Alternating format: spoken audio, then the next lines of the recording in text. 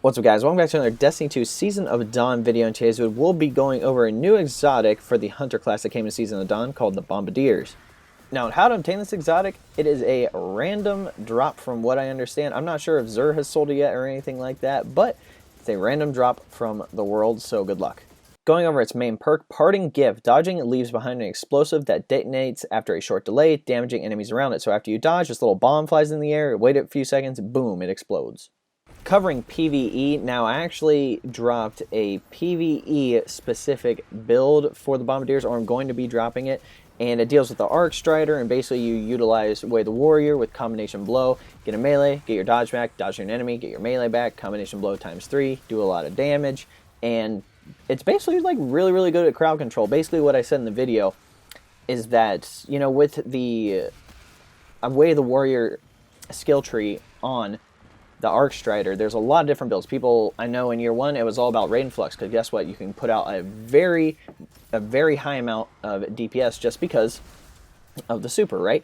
Being able to help out with that.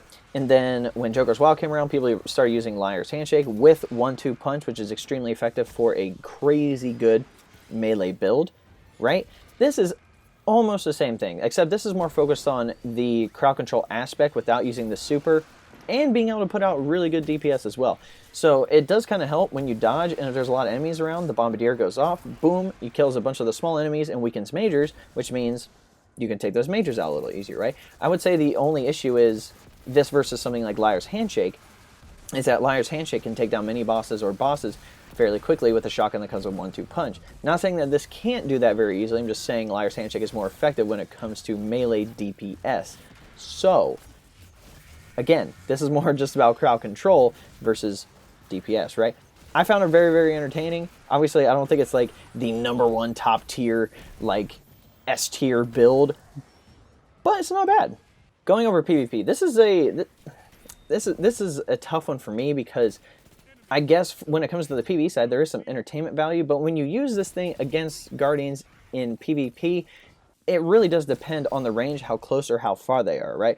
The farther they are, the less damage that the thing is going to do. And so that means they have to be really close, which automatically means they're either going to melee you or use close quarters weapons, such as shotguns or sidearms or last word or something like that. So I did get a few actual kills with it, but I think the main thing that I ended up getting out of this was that it was able to weaken or take off the shields of those PvP enemies, which allowed me to shut them down even quicker. Now I actually paired this up with a Void subclass, and I tested out like Spectral Blades and both of the 2 other Night Stalker classes that dealt with the bow and everything like that. And then I also put on a Void Battery, so when you dodge, you actually get that overshield during your dodge, so you do get a lot more. It's basically damage resistance, so you don't die in the dodge, so I'm able to survive. If somebody's going to come up and shotgun me or something, I can just dodge, they try to hurt me, the bomb goes off, they weaken, and then I just mow them down. So now, do I think this is the best PvP exotic? Absolutely not. This does not compare to something like, I guess, the utility that Stompies has, or the utility that Wraith Metal Mail has. But if you do want to end up using these things effectively, definitely make sure your mobility is all the way up, and make sure you're able to get that dodge back very quickly, because if you're the person who wants to use this very often, you want to make sure you have your dodge, or have your, I guess, like your subclass set up to where you're able to get that dodge a lot more often. I know something like Frosty's helps out. I know Bottom Tree, Way of the Wind on Arc Strider, when you sprint, you get your dodge back faster, so this allows you to get your dodge. There's plenty of PvP builds, but just don't be surprised if you dodge near somebody, they don't die. If anything, it'll just weaken them, and you'll be able to shred them down. So I've only, again, as I mentioned, only got a few kills from the bomb itself, but I think there's some entertainment value in it. Quickly just going over Gambit, as I said, this is more of an entertainment exotic, so I definitely stick on the PvE side. I don't think you're ever going to get close enough when entering the enemy arena to be able to dodge near an enemy, have the bomb go off, and kill them. As I said in PvP, it didn't kill them very often. So again, more of the PvE side of Gambit if you wanted to use it, but again, if you're really sweaty, there are more effective builds.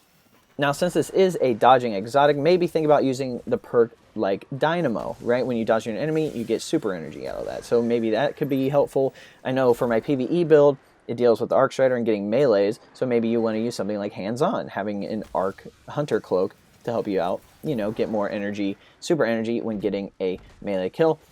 And I guess the main thing here is just make sure you're able to get that dodge, because again, this exotic is based on using your dodge. Going on my final thoughts, I think this exotic has more entertainment value versus something like Liar's Handshake, where it's very specific, very focused on boss DPS specifically. So again, I'm not saying it's horrible, but there are better exotics that offer more utility.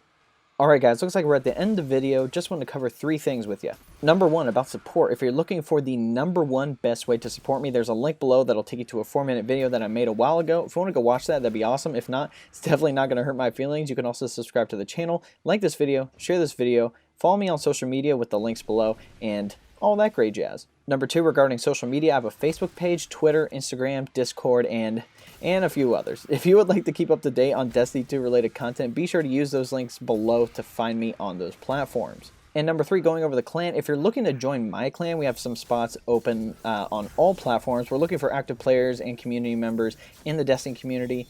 And typically we like to play casual PvE and PvP a majority of the time. I'm definitely all about that solo grind, but I'm willing to definitely play with people in the community, like definitely willing to do that. If you're looking to join, there's a link to the clan page on the Bungie.net site below, and all you have to do is request to join and I'll approve it. Hope you guys enjoyed the video. We'll catch you next time.